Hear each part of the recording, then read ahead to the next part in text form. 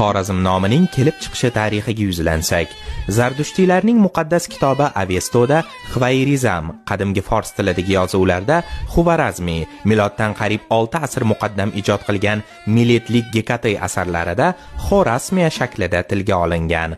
Xorazm arabnaviz geograflari asarlarida Xorazmiy tilida Xvarizm shaklida qayd qilingan. O'rta asr geograflaridan Muqaddasiy va Yoqut Hamaviy asarlarda keltirilgan afsonalarda musofirlar tomonidan obod qilingan o'lka Xorazm, ya'ni Xvar go'sht hamda Razm o'tin ma'nolarida kelgan. Shuningdek, Xorazm so'zidagi zmi, zim, zamning yer, o'lka, joy degan ma'noda ekanligiga esa shubha yo'q.